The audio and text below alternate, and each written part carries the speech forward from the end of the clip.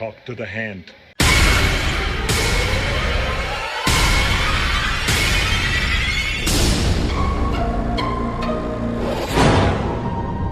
Wolfman's got nards.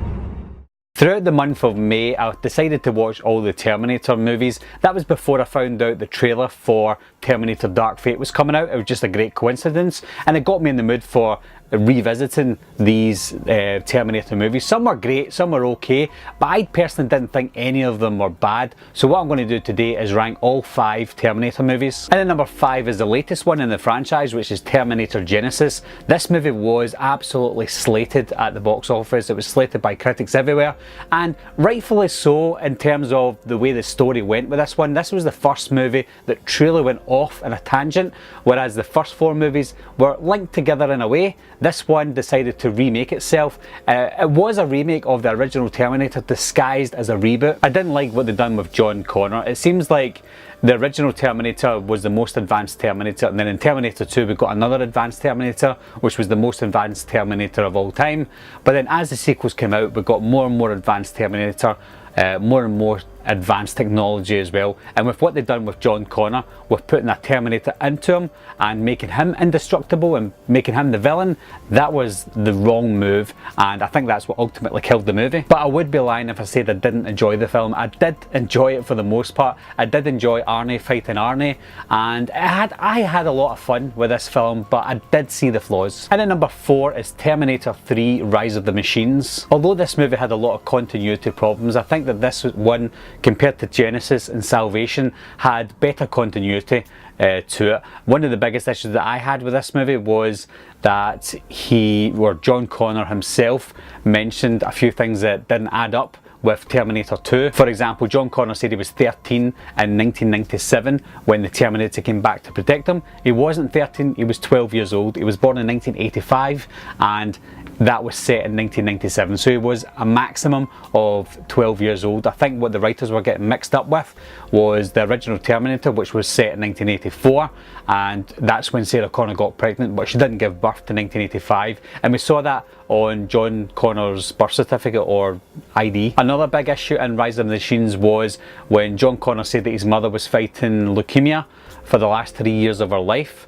And she died in 1997. This would mean that she started fighting leukemia in 1994, which also meant that Terminator 2 Judgment Day didn't really add up, because in that movie she would have had leukemia and she would be dying with leukemia, which again it didn't look like she was in Terminator 2. Despite those flaws though, I think Arnold Schwarzenegger was still at an age where he could pull off being a Terminator, whereas in future movies he was just too old. I also didn't mind the TX in this film, and I did like the action. And then number 3 is Terminator Salvation. I really don't get the hate for this film. I think this was a fantastic Terminator movie. We already seen the first 3 movies that were set round about modern day, and we didn't have what happened after Judgment Day. We only got little snippets of what happened after Judgment Day, whereas Salvation took us into that future. They took us to a point where the Terminators had already taken over, and I think the cast was amazing, apart from Sam Worthington, who could be a little better with his acting, and I think he has actually gotten a little bit better since Salvation.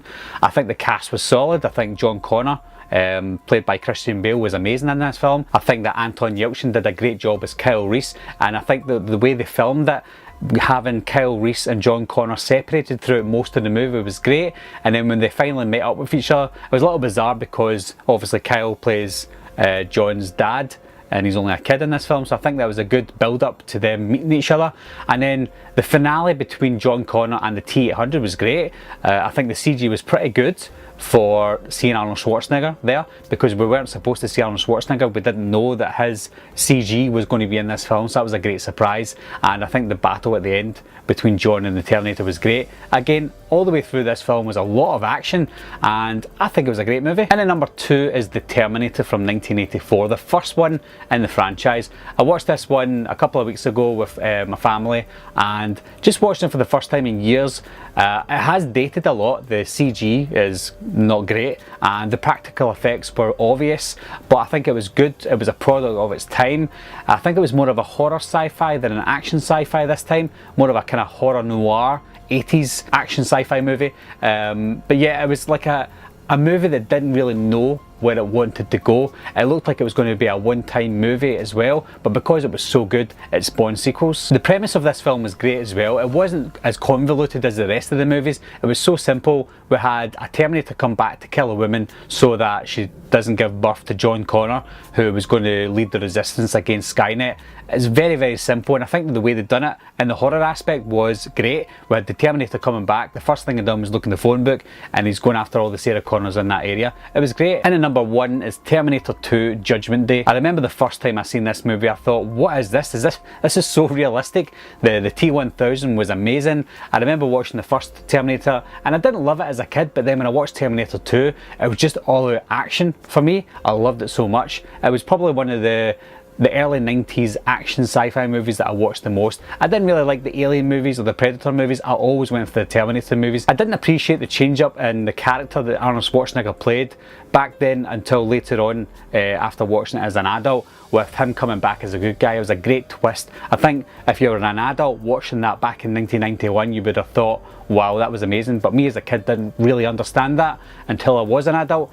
And when you watch the original Terminator thinking he's a great bad guy, and then when you watch him coming into Terminator 2, you're thinking, this is amazing. It's great to see Arnold Schwarzenegger play the good guy as a Terminator. Apart from the great effects, the great practical effects, the acting and the action, it was just an all-round great action movie. It was written perfectly and it was directed perfectly by James Cameron. So that's all the Terminator movies ranked for now. I know that Dark Fate will be coming out in November and I'll need to slot that in somewhere, but for the time being, my ranking for parts 1 and 2 are solid, but the other 3 are really up for grabs because sometimes I like Rise of the Machines a little bit more than Salvation and vice versa. Genisys, it seems like it's always going to be number 5 for me unless Dark Fate's even worse, but Salvation and Rise of the Machines can move around a little bit at times depending on how I'm feeling. If you're a big fan of the Terminator movies, guys, I'd love to hear your thoughts. What do you think's the best one in the franchise and what do you think's the worst one?